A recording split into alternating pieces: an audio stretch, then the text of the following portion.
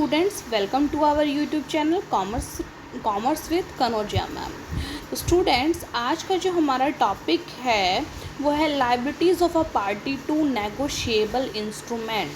कि negotiable instrument के अंदर जो पार्टीज़ होती हैं उनकी लाइबिलिटीज़ क्या क्या होती हैं और लाइबिलिटीज़ पता करने का मोटिव क्या है। कि देखिए, अगर आने वाले टाइम में आपका नेगोशिएबल इंस्ट्रूमेंट डिसऑनर हो जाता है, ब्रीच हो जाता है उस कॉन्ट्रैक्ट का, तो कौन सी पार्टी किस चीज़ के लिए लिएबल होगी। क्योंकि अगर सपोज़ करो अगर नेगोशिएबल इंस्ट्रूमेंट डिसऑनर हो जाता है तो बीच में किसी को लॉस तो होगा, तो वो लॉस को कौन कंपनसेट करेगा, कौन लिएबल होगा उसके लिए, वो पता करना ज़रूरी है।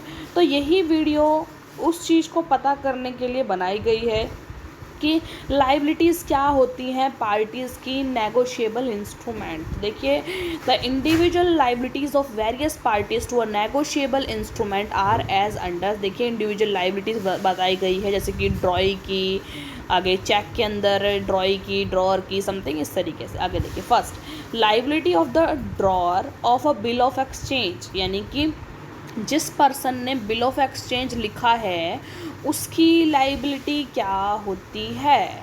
तो देखिए, as per section 30 the drawer of the bill of exchange is not primarily liable to the holder thereof. वो प्राइमली लिएबल नहीं होता उसके होल्डर को, जबकि जो जिसके ऊपर लिखा गया है वो लिएबल होता है। He merely takes the responsibility that when the bill of exchange is presented for acceptance, the drawee will accept it, and when on maturity the bill is presented for payment, the acceptor या फिर drawee will pay the amount due thereon। बस देखिए, जो drawer होता है bill of exchange का, क्योंकि drawer देखो कौन सा पर्सन होता है। देखो, अगर बिल ऑफ एक्सचेंज लिखा जा रहा है, एक मिनट देखिए, बिल ऑफ एक्सचेंज है, कौन लिखता है? ड्रॉअर लिखता है। किसके ऊपर लिखा जाता है? ड्रॉई के ऊपर। कि इसने इतने रुपए, मान लो ड्रॉअर लिख रहा है कि इसने इतने रुपए इतनी तारीख को मुझे देने हैं। किसने देने हैं? ड्रॉई ने देने हैं। तो लिएबल कौन होएगा? ड्रॉई होएगा। पेमेंट तो ड्रॉई ने देनी है। तो मेनली जो है, जो ड्रॉअर है वो लिएबल नहीं होगा, उसकी रिस्पॉन्सिबिलिटी नहीं होगी। लेकिन वो इस चीज़ के लिए रिस्पॉन्सिबल होगा कि अगर वो बिल एंडोर्स किया गया आगे, तो वो एक्सेप्टर ऑफ द बिल यानी ड्रॉई को बोल सकता है कि तू इसके रिगार्डिंग पेमेंट कर। इस चीज़ के लिए रिस्पॉन्सिबल हो सकता है वो। Therefore if the drawee refuses to accept the bill of exchange, और if the drawee after accepting the bill of exchange refuses to make payment thereof, then the drawer of the bill of exchange is liable to actual holder or endorsee of such bill for the amount due thereon। So however, in order to hold the drawer liable, it is necessary that he has been served and has actually received proper notice of dishonor।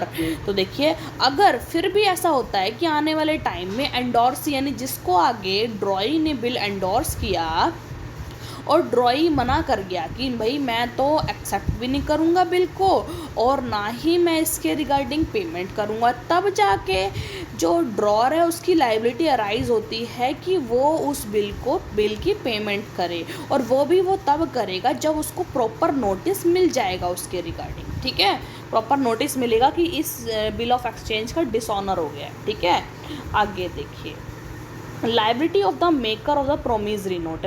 अब promissory note कौन बनाता है भाई? Promissory note debtor बनाता है, देनदार बनाता है, जिसको पैसे देने हैं। इसमें थोड़ा केस उल्टा हो जाता है। बिल ऑफ एक्सचेंज में मेकर वो होता है, बिल वो बनाता है जिसको पैसे लेने हैं, जबकि प्रोमिसरी नोट में वो बंदा बिल बनाता है जिसको पैसे देने हैं। वो प्रॉमिस करता है कि मैं इतना अमाउंट इतने तारीख को दे दूँगा। ठीक है, तो उसकी लाइबिलिटी तो यही अराइज होती है कि उसको जो भी पैसा है, जो मतलब जिसको पेमेंट करनी है, वो उसको पेमेंट करनी पड़ेगी। देखो, अब the maker of the promissory note is bound to pay the amount due there on the date of the maturity to the bearer if the promissory note is payable to the bearer. अगर bearer को वो payment करेगा, वही उसकी bound होएगा वो उस चीज़ के लिए। क्योंकि वो डेटर है, तो जिसको जो बियरर जिसके पास भी होगा, बियरर अगर होगा वो, तो उस बियरर को देगा वो payment. And if the promissory note is payable to specified person और हिज ऑर्डर, या फिर एक स्पेसिफाइड पर्सन को अगर पेमेंट करनी है तो वो उसको पेमेंट करेगा, then to specified person or to his order.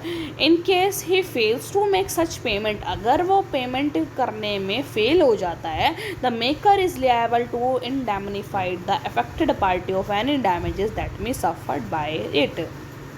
तो वो जो सामने वाली पार्टी जिसको पेमेंट करनी थी, अगर उसको उस चीज़ से कोई लॉस हो जाता है, टाइम पे पेमेंट ना मिलने पर उसको कुछ लॉस होता है, तो जितनी भी लॉस हुआ है उसको इंडेमनीफाइड, उसकी रक्षा पूर्ति, क्षतिपूर्ति वो करेगा। कौन करेगा? जो ये प्रोमिसरी नोट का मेकर है, ठीक है, वो करेगा। आगे देखो, liability of the drawer of a cheque. एक चेक को बनाने वाला, मतलब जैसे मान लो मैं चेक काट के आपको दे रही हूँ, तो मैं बनाने वाली हूँ, मैं ड्रॉअर हूँ उस चेक की, मैंने काटा है वो बिल, मेरे साइन है उसके ऊपर, मेरी क्या लाइबिलिटी बनती है? देखिए अब आगे, if the bank dishonour a cheque or refuses to make the payment thereof, the drawer of the cheque is bound to pay the holder of the cheque the amount due thereon. In order for the drawer to be held liable, it is necessary that proper notice of dishonor has been served and has actually been received by him। तो देखिए, drawer अगर उसको, drawer को आप अगर मान लो drawer के द्वारा दिया गया जो चेक है वो डिसऑनर कर दिया है बैंक में, तो ड्रॉअर की लाइबिलिटी बनती है कि उस चेक की पेमेंट वो खुद करेगा। मान लो मेरा चेक बाउंस हो जाता है, डिसऑनर कर देता है बैंक उसे, तो मेरी लाइबिलिटी बनती है जिस इतना पेमेंट अमाउंट उसके अंदर लिखा हुआ है वो मैं आपको पे करूँगी, ठीक है। तो उसके लिए ज़रूरी होता है कि प्रॉपर नोटिस होना चाहिए उस बंदे के पास। मान लो मैंने आपको एक तरह से वो दे दिया है, चेक दिया और चेक बाउंस हो गया है, तो आपको मेरे को प्रॉपर नोटिस देना पड़ेगा कि आपका चेक डिसऑनर हो गया, फिर उसके बाद मैं आपको पेमेंट करूँगी, ठीक है। Liability of a sector of a bill. अब देखो, ये लाइबिलिटी मोस्ट ऑफ हमने किसकी पढ़ी है? ऊपर मेकर की, जो बना रहा है बिल को। अब है liability of a sector of bill, जो एक्सेप्ट कर रहा है उस बिल को, उसकी क्या लाइबिलिटी बनती है? तो देखो, the drawee of the bill of exchange. अब बिल ऑफ एक्सचेंज की बात करते हैं हम। जो ड्रॉई होगा, जिसके लिए बिल काटा गया है, वो क्या है? वो पेमेंट करने वाला बंदा है, तो वो उसके लिए लायबल होगा, ठीक है। The drawee of the bill of exchange is not bound to accept the bill and in case he refuses to accept the bill no liability arises to. उसको हम बाउंड नहीं कर सकते क्योंकि बिल एक्सेप्ट कर, तो और अगर वो बिल एक्सेप्ट नहीं करता है तो उसकी कोई लाइबिलिटी नहीं बनती। However if he accept the bill he is bound to make the payment there on the expiry of the duration of the bill. लेकिन अगर वो एक्सेप्ट कर लेता है बिल को, तो जो उसके अंदर एक्सपायरी डेट है, वो एक्सपायरी डेट तक वो उस बिल की पेमेंट करने के लिए बाउंड हो जाता है।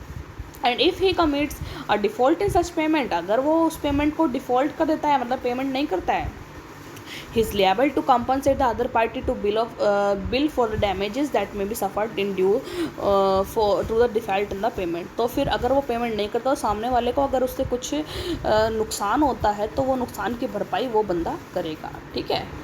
आगे देखिए, liability of the drawee of the cheque. Drawee means जिसके ऊपर चेक काटा गया है। मान लो मैंने चेक काटा और मैंने आपके ऊपर चेक काटा है, तो आपकी क्या लाइबिलिटी बनती है उसमें? देखो, the drawee of the cheque of और the bank, drawee of the cheque, हमने पीछे बात करी थी प्रीवियस वीडियो में कि चेक के केस में ड्रॉर तो कोई भी बंदा हो सकता है स्पेसिफिक, जैसे मैं, और ड्रॉई उसके अंदर कौन होता है? बैंक होता है। और पेई एक अलग पार्टी आ जाती है, पेई वो बंदा होता है जिसके लिए बिल काटा गया, यानी जिसको पेमेंट होनी है वो पेई होता है, ठीक है। तो ड्रॉई कौन होता है चेक के केस में? बैंक।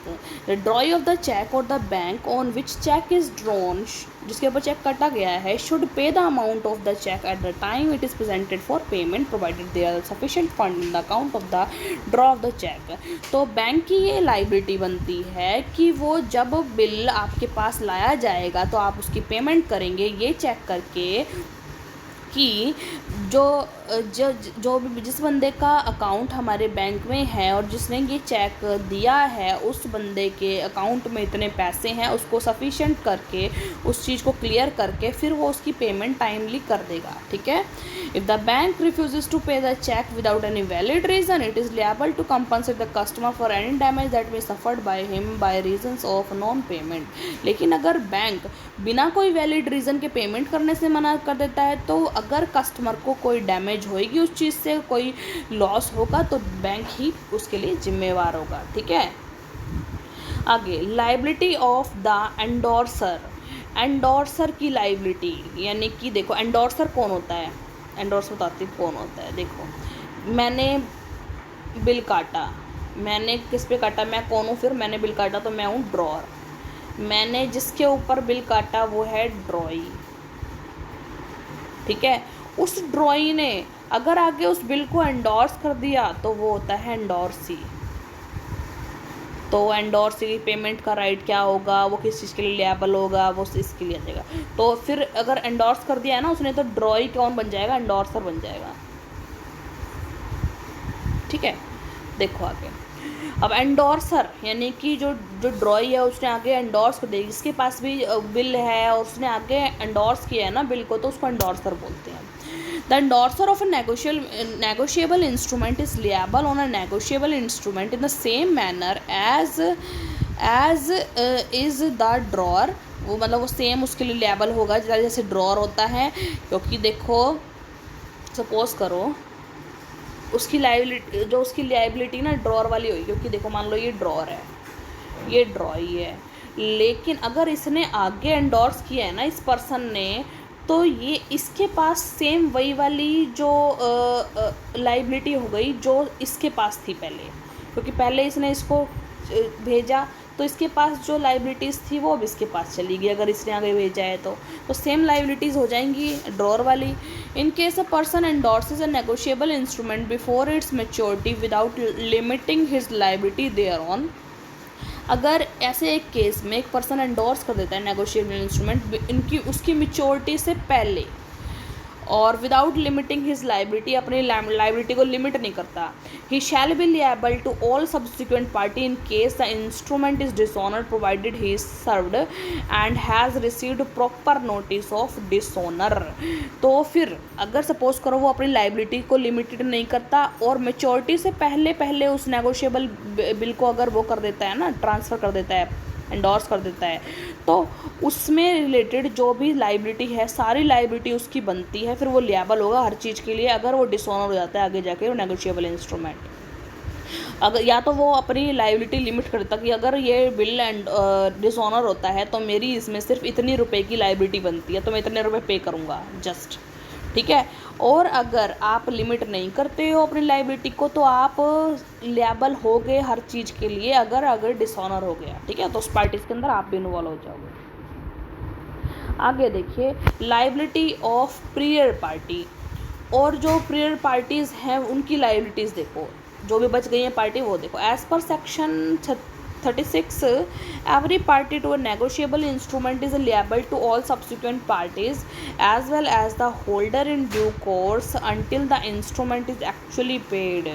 तो देखो जो भी और पार्टीज़ हैं उनकी लिएबिलिटी क्या होती है, सारी पार्टी जो है नेगोशिएबल इंस्ट्रूमेंट की वो लिएबल होती हैं जब तक वो इवन जो होल्डर इन ड्यू कोर्स होता है ना, वो भी जब तक पेमेंट नहीं होती है उसकी इंस्ट्रूमेंट की एक्चुअल में पेड नहीं हो तब तक वो भी लिएबल रहता है उस चीज़ के लिए। तो सारी पार्टीज़ जो हैं उसमें इन्वॉल्व हैं, जो भी अपना ये इंस्ट्रूमेंट है उसके अंदर जितने भी पार्टी इन्वॉल्व हैं सब लिएबल रहती हैं जब तक उस इंस्ट्रूमेंट की पेमेंट नहीं हो जाती। The parties of a negotiable instrument are discharge of their liability only when the instrument is actually paid. तभी जाके वो अपनी लाइबिलिटी से डिस्चार्ज हो पाएंगे जब भी उनकी जो इंस्ट्रूमेंट की पेमेंट है वो प्रॉपर पूरी हो जाएगी। ठीक है स्टूडेंट, तो आई होप स्टूडेंट आपको समझ में आया हो क्या क्या लाइबिलिटी किस किस की क्या लाइबिलिटी बनती है और किस तरीके से वो अपनी लाइबिलिटी से छुटकारा पा सकते हैं, रिलीव हो सकते हैं। तो आई होप स्टूडेंट्स आपको ये वीडियो अच्छी लगी हो, हेल्पफुल हो आपके लिए ये वीडियो। अगर वीडियो आपको अच्छी लगी हो, कंसेप्ट क्लियर हुआ हो आपका, तो ज़्यादा से ज़्यादा मेरी वीडियो को लाइक कीजिए, शेयर कीजिए, कमेंट्स कीजिए, ज़्यादा से ज़्यादा मेरे चैनल को सब्सक्राइब कीजिए commerce with Kanaujia ma'am, and also hit the bell icon for the further notification of my videos. Thank you students।